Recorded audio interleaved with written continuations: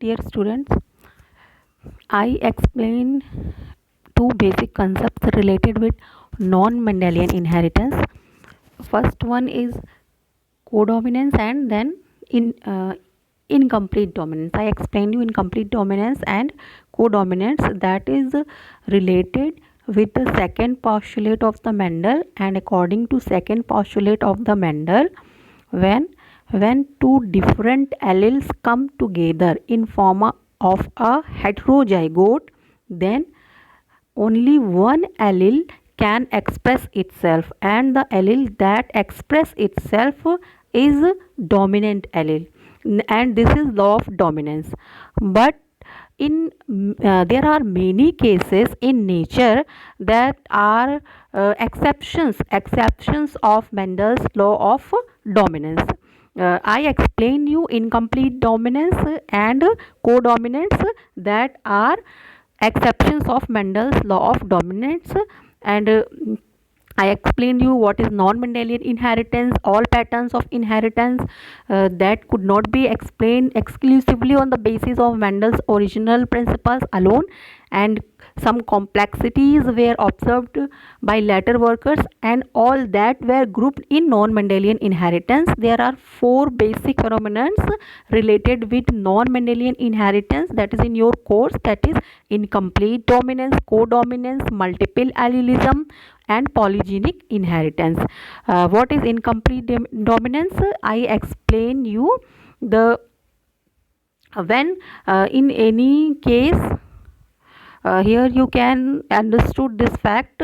Here this you can see that this is a red flower and this is a white flower, and according to Mendel's concept here, either red or white will express in F1 generation, and but here you can see that neither red and neither white expressed itself, but an intermediate phenotype appeared, that is pink color flowers. All the flowers are pink colors, and when these F1 generation is selfed, crossed, then 1:2:1 is obtained.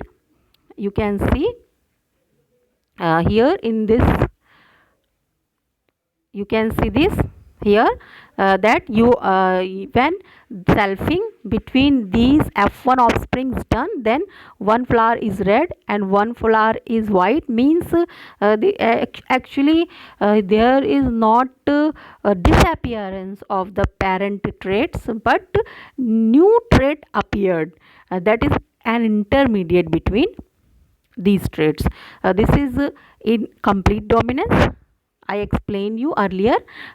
Likewise, codominance, in this inheritance the heterozygote exhibits a mixture of the phenotypic characters, both homozygotes. In homozygotes condition, you are well aware that in homozygous condition means IA then एक ही type का expression आएगा, IAIB इसी तरीके से है तो भी एक ही टाइप का एक्सप्रेशन आएगा। बट अगर कहीं जीन IA और IB दो अलग अलग नेचर के जीन हो गए और ये साथ में आ रहे हैं, तो according to Mendel's law of dominance कोई एक ही अपने आप को एक्सप्रेस करेगा, लेकिन कोडोमिनेंस वो कंडीशन होती है जब दोनों जीन अपना एक्सप्रेशन करते हैं, और यही कंडीशन जो है कोडोमिनेंस कहलाती है। The human being of a AB blood group is showing the phenotypic effect of both IA and IB codominant genes. ये क्या है, कैसे होता है, ये सब कुछ मैंने आपको बताया है। तो देखिए यहाँ पर आप इसको अच्छे से समझ सकते हैं कि जब IA जीन्स ही केवल होते हैं या IA के साथ स्मॉल i रेसेसिव जीन होता है, तो जितने भी यहाँ पर आप देख रहे हैं फ्लैग हैं सब A वाले हैं, यानी कि जो मॉलिक्यूल बन रहे हैं सब सेम टाइप के बन रहे हैं। यहाँ इसी तरीके से जब IB जीन होगा या IB के साथ स्मॉल i एक रेसेसिव जीन होगा तो B ब्लड टाइप बनेगा। लेकिन अगर कभी ऐसा हुआ कि IA जीन के साथ IB जीन दोनों एक साथ आ गए तो दोनों ही अपने आप को एक्सप्रेस करते हैं। यहाँ आप देख रहे हैं केवल IA जीन होता था तो वो अपने आप को एक्सप्रेस करता था, यहाँ केवल आईबी जीन होता था, वो अपने आप को एक्सप्रेस करता था। लेकिन मेंडल के हिसाब से जब दोनों साथ आ रहे हैं तो इनमें से किसी एक को अपने आप को एक्सप्रेस कर पाना चाहिए, बट दोनों ही डोमिनेंट नेचर के जीन हैं और दोनों ही अपने आप को एक्सप्रेस कर पाते हैं एक साथ एक ही कंडीशन में। इसीलिए ह्यूमन में ए बी ब्लड ग्रुप है वो कोडोमिनेंस का एग्जाम्पल है।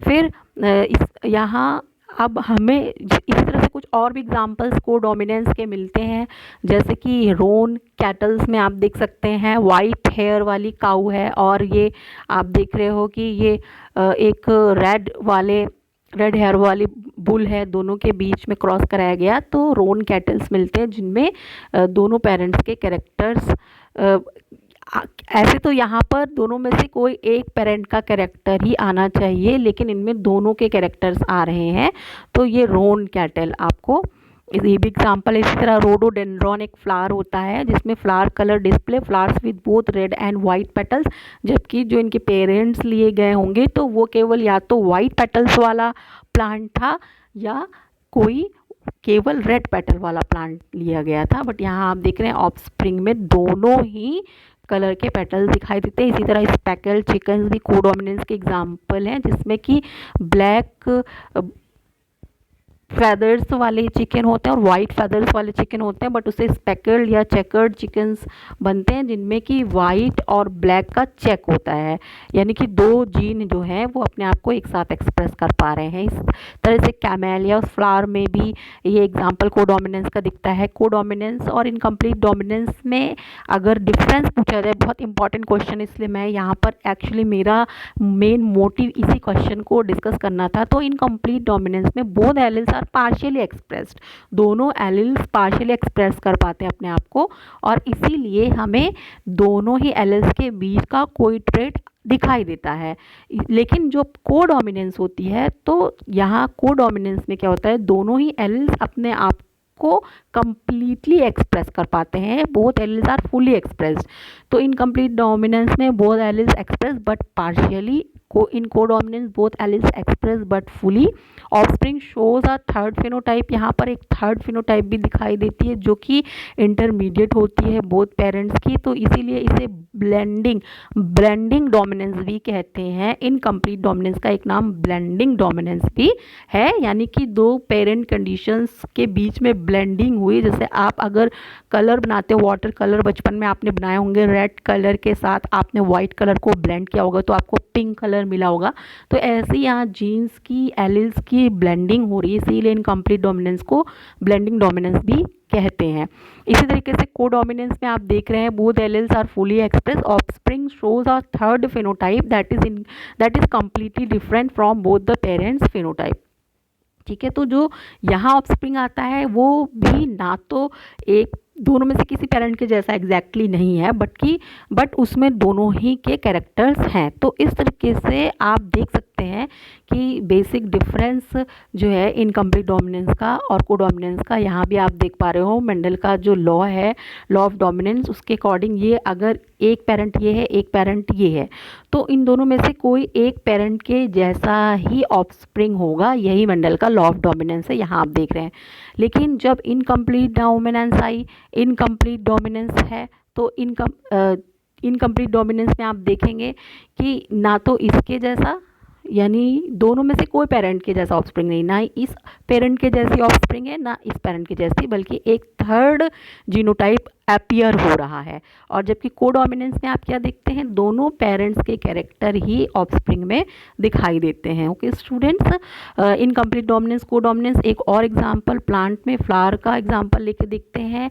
जब रेड पेटल्स वाले वाइट पेटल्स वाले फ्लावर्स को क्रॉस कराया जाए और एक थर्ड जीनोटाइप, एक third phenotype, third trait, intermediate trait appear हो तो वो इनकम्प्लीट डोमिनेंस का केस होगा। लेकिन अगर F1 ऑफस्प्रिंग्स में दोनों ही पेरेंट के कैरेक्टर्स जो है दिखाई दे, दोनों ही अपने आप को एक्सप्रेस कर ले एक साथ, दोनों एलिल्स अपने को एक्सप्रेस कर पाएँ, तो वो कंडीशन जो है वो कोडोमिनेंस कहलाती है। तो स्टूडेंट्स, यहाँ तक मैंने आपको आज इनकम्प्लीट डोमिनेंस और कोडोमिनेंस में what is the basic difference I try to give you a basic concept about this. And dear student, this is very important question. and इसके अलावा इसमें जो बेटा एक और चीज़ बहुत पूछी जाती है, इसमें F1 जनरेशन में genotype phenotype ratio incomplete dominance में क्या आएगा, इसी तरीके से F2 जनरेशन में क्या जीनोटाइप आएगा। तो इनकम्प्लीट डोमिनेंस में ये भी बहुत पूछा जाता है, और डिफरेंस में आप ये पॉइंट भी मेंशन कर सकते हैं कि जैसे लॉ ऑफ डोमिनेंस में F1 जनरेशन में जीनोटाइप फिनोटाइप दोनों ही 1:1 आता है, लेकिन F2 जनरेशन में जीनोटाइप रेशियो 1:2:1 और फिनोटाइप रेशियो 3:1 है लॉ ऑफ डोमिनेंस का, जो कि मेंडल ने बताया था। बट इनकम्प्लीट डोमिनेंस में F1 जनरेशन का तो रेशियो सेम है, क्योंकि F1 जनरेशन में ही सारे ऑफस्प्रिंग्स एक ही जैसे आएंगे। यहाँ अगर इनकम्प्लीट डोमिनेंस का भी केस होगा तो भी सारे ऑफस्प्रिंग्स पिंक ही आएंगे, यानी कि रेशियो तो 1:1 ही हुआ, जैसा कि मेंडल के लॉ ऑफ डोमिनेंस का है। और इसी तरह से कोडोमिनेंस में भी सारे आएंगे ऐसे ही, तो इसीलिए वहाँ भी F1 जनरेशन का रेशियो तो वही रहा, यानी कि चाहे लॉ ऑफ डोमिनेंस हो या law of independent law of incomplete dominance हो, इनकम्प्लीट डोमिनेंस फेनोमेनन हो या कोडोमिनेंट हो, सभी में F1 जनरेशन की बात करें तो F1 जनरेशन का जीनोटाइप और फिनोटाइप दोनों रेशियो कैसा आएगा, 1:1 आएगा। लेकिन अगर बात करें F2 जनरेशन की बात करेंगे, यानी जब सारे पिंक फ्लावर्स जो आए उनमें से ही एक को मेल एक को फीमेल सेलेक्ट करके उनके बीच क्रॉस कराया जाएगा, तो एक प्लांट जो होगा वो रेड आएगा, 2 पिंक आएंगे और एक वाइट कलर का फ्लावर अपीयर होगा प्लांट में। तो 1:2:1 जो होगा, ऐसा दिखाई भी ऐसा ही दे रहा है, और जीन भी इनके इसी तरीके से होंगे। एक जीन होगा कैपिटल R जीनोटाइप होगा, एक का स्मॉल r होगा, और 2 के लिए genotype capital R small r होगा। तो जीनोटाइप रेशियो भी 1:2:1 हुआ और फिनोटाइप रेशियो भी 1:2:1 हुआ in case of incomplete dominance, जो कि आपको मेंडल में कैसा दिखता था। अगर मेंडल के हिसाब से होता तो मेंडल के हिसाब से F2 जनरेशन में 3 पौधे दिखने में लाल होते और एक पौधा सफ़ेद होता, इसलिए फिनोटाइप ऑब्जर्व करने में क्योंकि 3 लाल एक सफ़ेद दिखता, इसीलिए 3:1 मेंडल के लॉ ऑफ डोमिनेंस का रेशियो होता था F2 जनरेशन का फिनोटाइप का। लेकिन जीनोटाइप में जब देखा जाता तो जो 3 लाल दिखने वाले होते थे, एक कैपिटल R होगा और 2 उसमें भी जीन्स लेकिन कैपिटल R स्मॉल r वाले होते थे, लेकिन कैपिटल R ही खुद को एक्सप्रेस कर पा रहा है, इसीलिए 3 लाल दिखते। तो इसलिए, और जो ये दिखता वाइट एक फ्लावर, तो वो स्मॉल r रेशियो से दिखता, इसीलिए 1:2:1 रेशियो मेंडल के लॉ ऑफ डोमिनेंस में F2 जनरेशन का दिखता। जबकि इनकम्प्लीट डोमिनेंस में मैंने आपको बताया, जब पिंक फ्लावर आता है F1 जनरेशन में तो 1:1 यही F2 जनरेशन में जीनोटाइप रेशियो है और यही F2 जनरेशन में फिनोटाइप रेशियो भी है, क्योंकि F2 जनरेशन में 2 ही पिंक आएंगे और एक फिर से रेड और एक फिर से वाइट फ्लावर आ जाता है। तो इस तरीके से आप बहुत अच्छे से ये डिफरेंस समझ लीजिए। Law of dominance, incomplete dominance, इसमें डिफरेंस भी पूछा जाता है। Law of dominance, law of codominance, इसमें भी डिफरेंस पूछा जाता है। और इनकम्प्लीट डोमिनेंस और कोडोमिनेंस में क्या डिफरेंस है बेटा, ये क्वेश्चन भी पूछा जाता है। I hope you got all my point. Dear students, try to understand these points, and if you have any query then you can type in comment box. I will answer that query. Okay students, thank you.